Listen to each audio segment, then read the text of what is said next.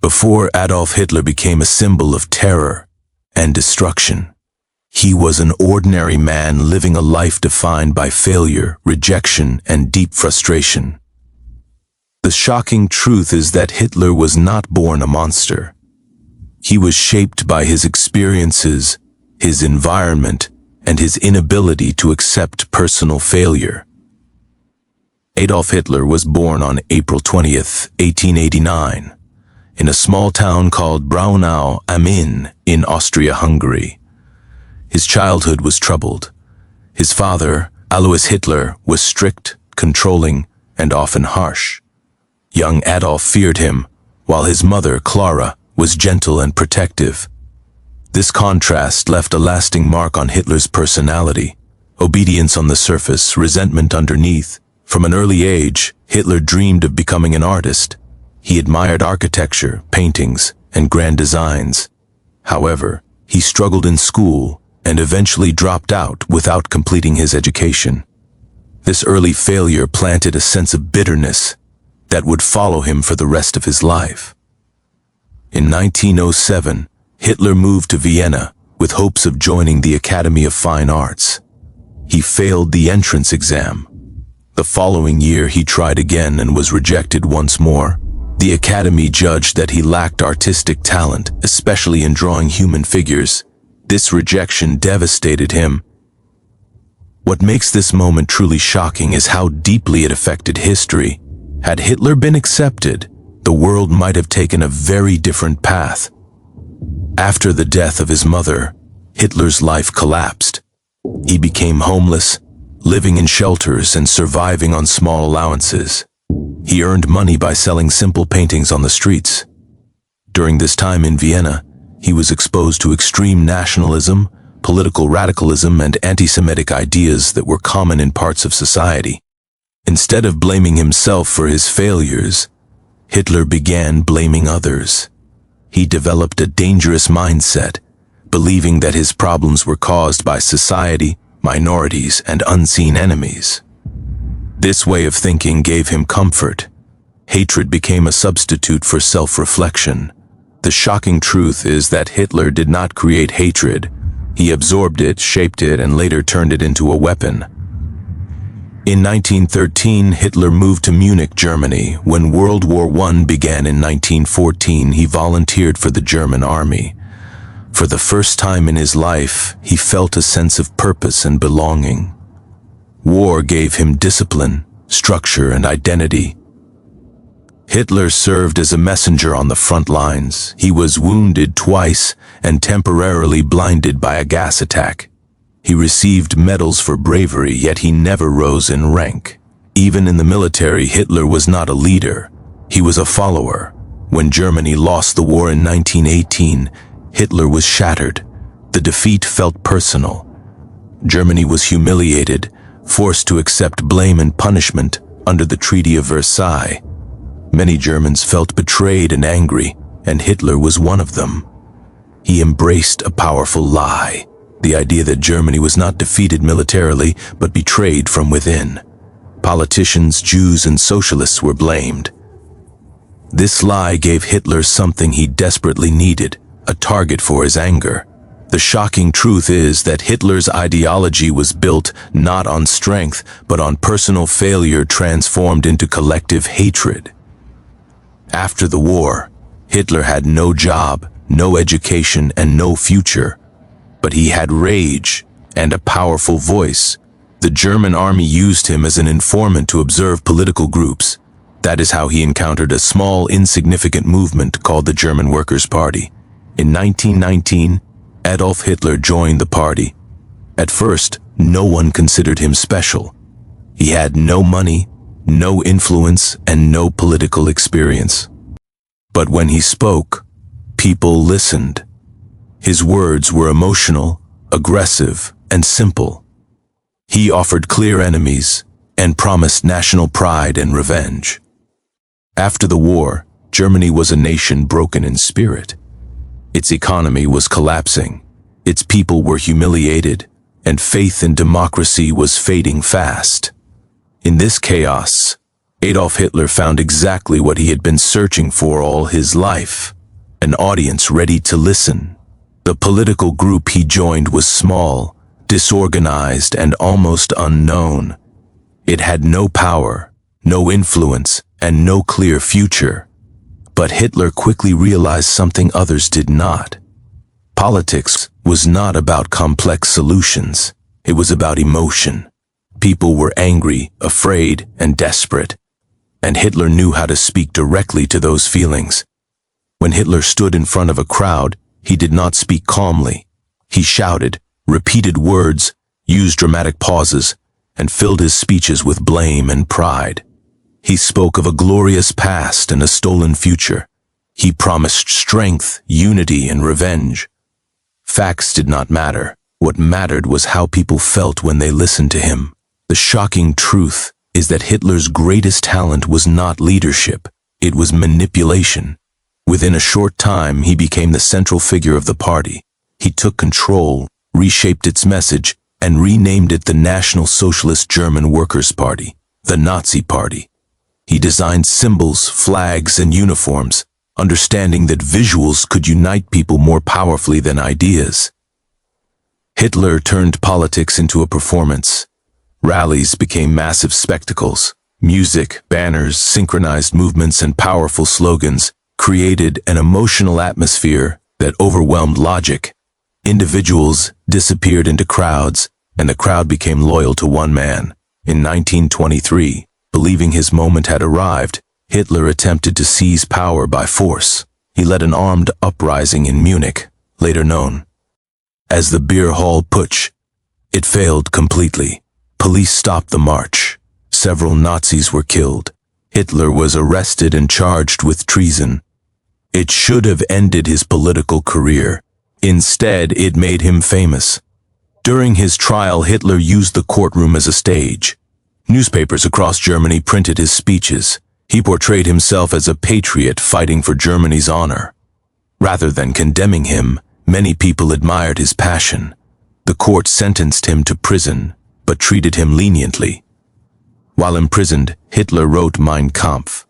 The book laid out his beliefs: extreme nationalism, racial hatred, and the idea that Germany needed a single powerful leader. The book was filled with lies and dangerous fantasies, but it gave his followers a sense of purpose. The shocking truth is that prison did not weaken Hitler. It refined him. When he was released, Hitler changed his strategy. He understood that violent rebellion had failed. If he wanted power, he would take it legally. He decided to use the democratic system to destroy democracy from within. The Nazi Party focused on elections, propaganda, and mass persuasion. Posters covered walls. Newspapers spread Nazi messages. Radios carried Hitler's voice into millions of homes. Fear was used constantly. Fear of communism, fear of economic collapse, fear of outsiders.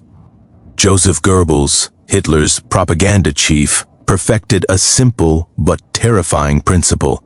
If a lie is repeated often enough, it becomes accepted as truth. Then came the Great Depression in 1929. Germany's economy collapsed almost overnight. Millions lost their jobs. Hunger and desperation spread. Democratic leaders appeared weak and powerless. For Hitler, this crisis was an opportunity.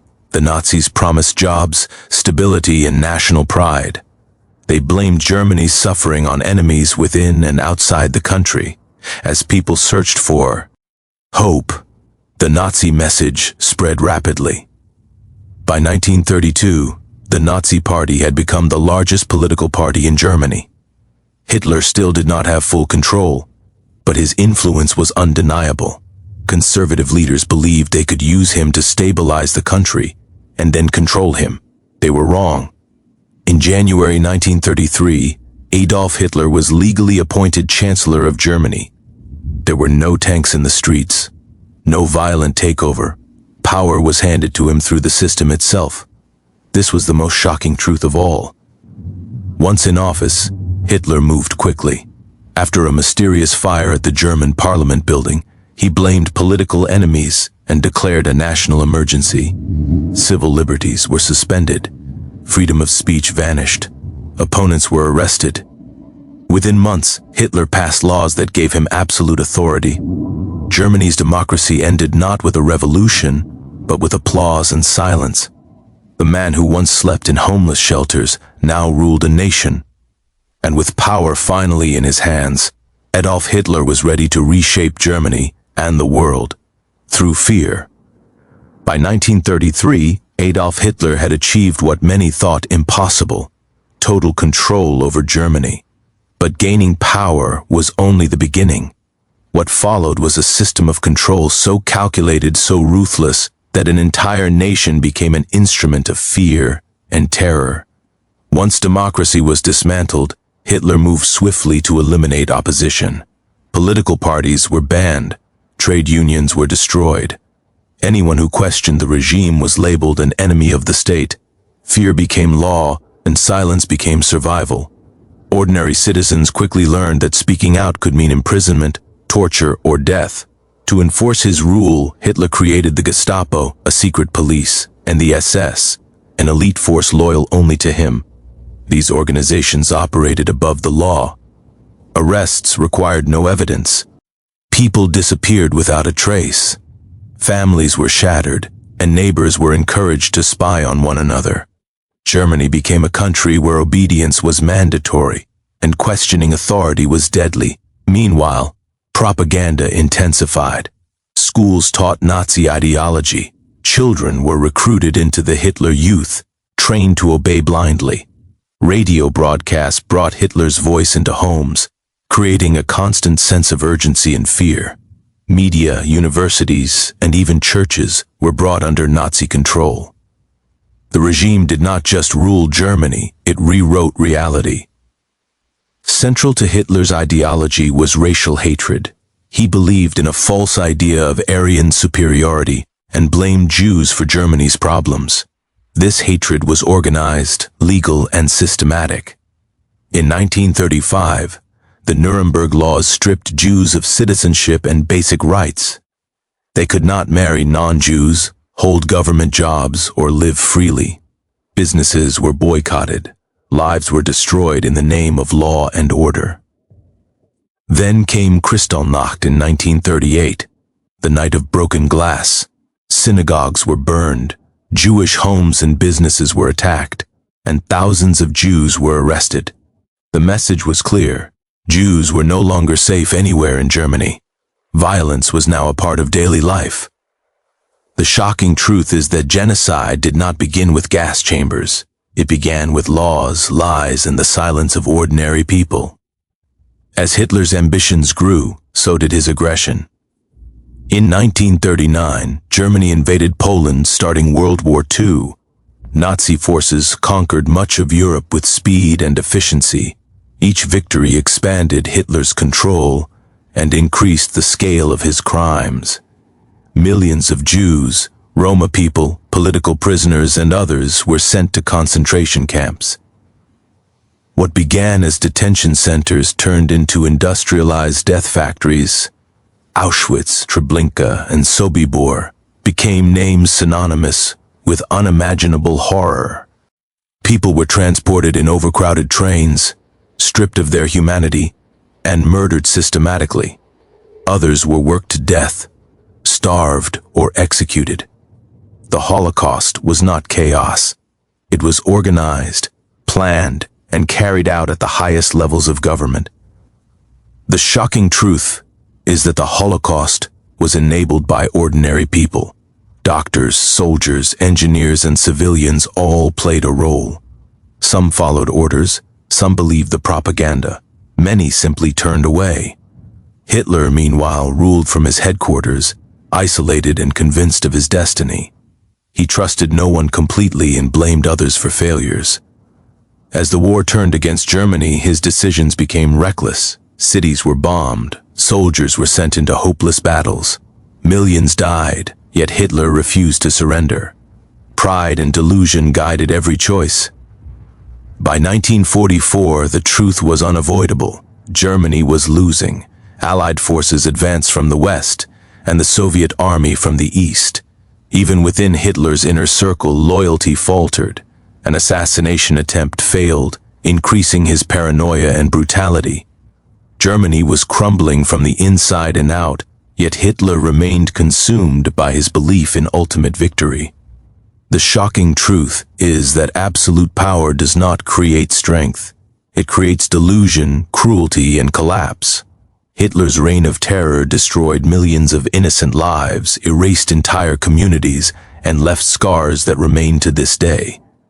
And as his empire collapsed, the man who had once promised greatness would face the consequences of his own hubris. The world would soon see the final chapter in the shocking story of Adolf Hitler, a man whose rise was built on fear, manipulation, and the silence of a nation. By 1945, Adolf Hitler's dream of a 1,000-year empire lay in ruins. The man who had once commanded mass rallies and blind loyalty was now isolated, paranoid, and defeated. Germany was destroyed, cities lay in rubble, civilians hid in basements, soldiers deserted. Hope had vanished, but Hitler refused to face reality. From his underground bunker in Berlin, he continued issuing orders to armies that no longer existed. He blamed generals, accused his own people of betrayal, and convinced himself that external enemies, not his own failures, had caused Germany's collapse. The world outside was reality, but inside the bunker, delusion reigned supreme. Hitler's health deteriorated. He slept little. He became increasingly unstable, yet he demanded absolute loyalty from those around him. Advisors, generals, and ministers lived in fear. The man who had once been a charismatic speaker and manipulator now existed as a shadow of himself, trapped by paranoia and obsession. As the Soviet Red Army closed in on Berlin, defeat became undeniable. The city was surrounded, and escape was impossible. Yet Hitler showed no remorse for the millions who had died or suffered under his rule. Instead, he blamed the German people, claiming they had failed him. His vision of a glorious empire had ended, leaving only devastation behind. On April 30th, 1945, Adolf Hitler took his own life in the bunker alongside Eva Braun, whom he had married just one day earlier. Their bodies were burned to prevent capture. The dictator who promised greatness died alone, underground, and defeated. The man who once filled stadiums with adoring crowds vanished quietly, leaving a nation in ruins. The shocking truth is that Hitler did not die a hero or a martyr. He died running from responsibility, abandoning the country he had promised to restore. His empire crumbled within days. Germany surrendered. World War II in Europe ended, but the destruction Hitler left behind could never be undone. Millions were dead. Entire cities lay in ruins. Families were shattered. The Holocaust had left wounds that would never heal. When concentration camps were liberated, the world confronted the full extent of Hitler's crimes. Skeletal survivors, mass graves, and evidence of systematic murder revealed the horrifying truth. This was not random violence. It was planned, deliberate, and executed by a man who had once been a failure, but had learned how to manipulate fear, hatred, and obedience on a massive scale. The lesson is clear and uncomfortable. Hitler was not a supernatural evil. He was a human being who exploited fear, division, and silence. He rose to power because institutions failed, because lies were repeated, and because too many people either believed in extremism or chose not to resist it. Ordinary people enabled extraordinary crimes. The most dangerous truth of all is that the conditions that allowed Hitler to rise still exist. Hatred does not always announce itself with violence. It begins with words, propaganda, and blaming others. It grows silently, step by step, until it becomes unstoppable. Democracy can die legally, freedom can disappear quietly, and cruelty can become normalized if society remains passive. Adolf Hitler is gone. Nazi Germany is gone. Yet the lessons of his rise and fall remain essential. The story of Hitler is not only a warning about one man's cruelty, but a warning about human behavior. the fragility of society, and the consequences of fear replacing reason. Silence in the face of injustice can be as destructive as hatred itself. Remembering history is not enough. Understanding it, questioning it, and learning from it is the responsibility of every generation. Hitler's story is a testament to the fact that evil is not always obvious at first. It can grow from failure, resentment, and the manipulation of ordinary people. And if humanity forgets, it can happen again. The world survived Hitler, but the forces that created him, fear, hate, and silence, remain a warning. History's darkest chapters exist not just to be remembered, but to be understood. The shocking truth about Adolf Hitler is that he was both a product of his time and a warning for all time.